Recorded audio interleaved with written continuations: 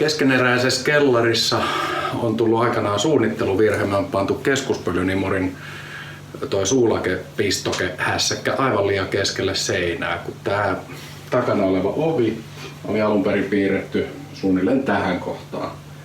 Nyt se sitten siirrettiin rakennusaikana tuonne ihan reunaan ja sen takia keskuspölynimurin, joka tulee pari kerrosta ylempää, me jouduttiin jättämään se tohon kohtaan. Me saadaan paljon järkevämmäksi, kun siirrettäisiin se tähän samaan linjaan, missä on tämmönen liiketunnistin valokatkaisija ja sitten lämpömittaria ja tuolla alhaalla toi sähköpistorasia, niin jos koettaisiin pistää ne samaan jonoon.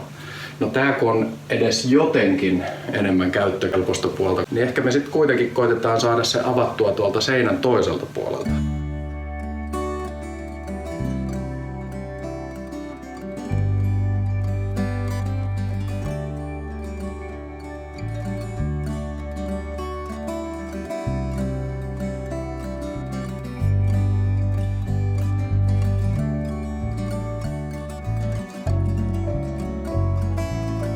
Onpa todella ärsyttävää ottaa tommonen kaapelikouru pois.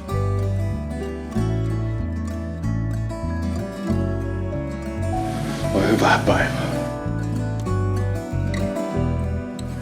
Tehän on se, kun on tuolla katossa ja kun se tökkästää paikalleen, niin kloks. Ne pitäisi tuolta saada jotenkin kammettua pois, kun tilaa on hirveän vähän.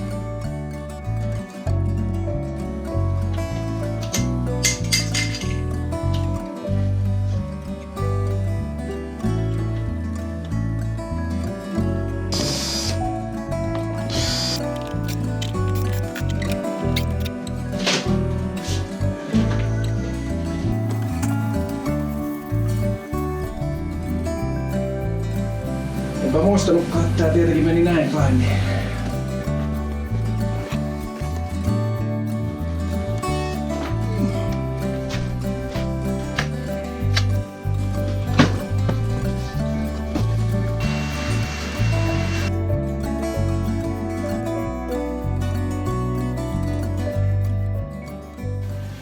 Oikeastaan ainoa tapa tehdä tää on, että katkaisee tosta, niin silloin se virtaus vielä pysyy samana. Nyt kun tää on 90 astetta, niin se pitää oikaista sitten näin. Se saa 45 asteisena tänne, koska tänne kohtaan tulee sitten tämä toiselle puolelle.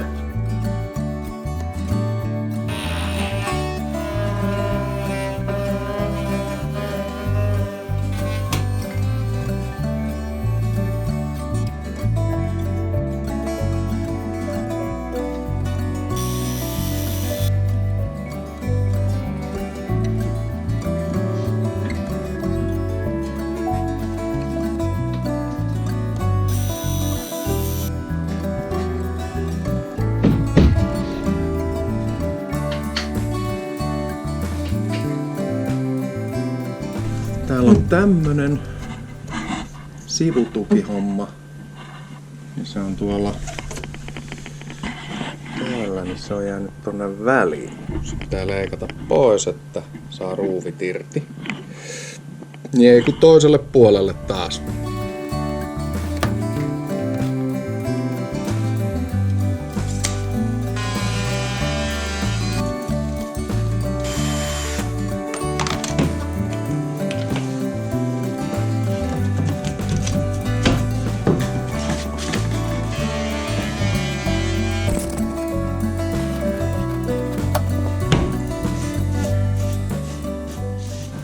Nyt mulla ei ole vielä oikein mitään suunnitelmaa, mitä tähän on tulossa, mutta käyttökorkeus voisi olla jossain tossa. Silloin se voisi vetää vaan tuohon.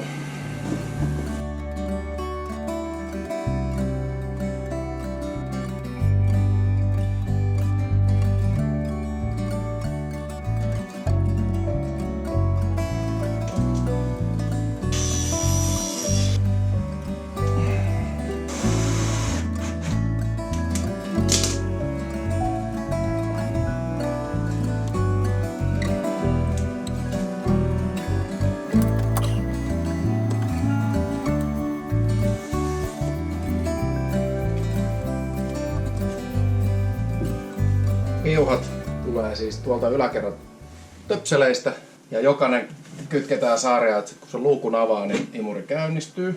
Niin pannaan tää sitten taas seuraavaan, koska tää on sitten se, mikä matkustaa tekniseen tilaan tonne koneelle ja sanoo silleen, että vrum vrum nyt tässä kohtaa. Tämä ja tämä rasia vielä yhdistetään. Näitähän ei tarvitsisi teipata, mutta minkäs K-kauppias luonteellensa voi.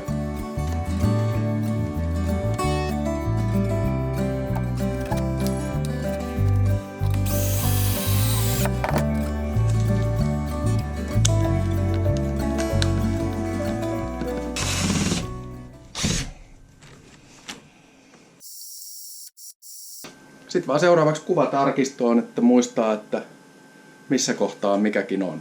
Jos sinne saa mitat, niin aina parempi. Tätä nyt kaikki ei tykkää tehdä, mutta kun mulla ei ole niin väliä tämän kellarin kanssa, niin mä merkkaan vähän, että tossa kohtaa on imuri.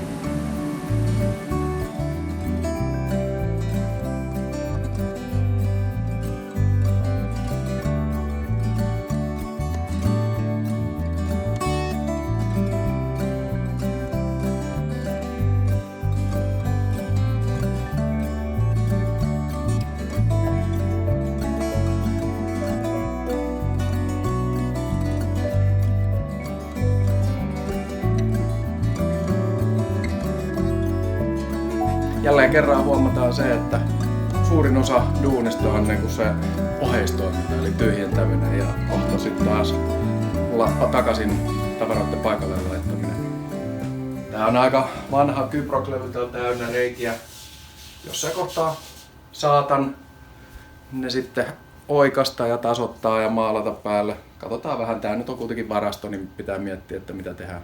Siitä putken tekeminen oli loppujen lopuksi aika easy homma. Nyt se edelleen niin toimii paljon paremmin, varsinkin tuolla seinän toisella puolella. Että sen saa kalustaa vapaammin, kun siinä ei ole pistoke keskellä.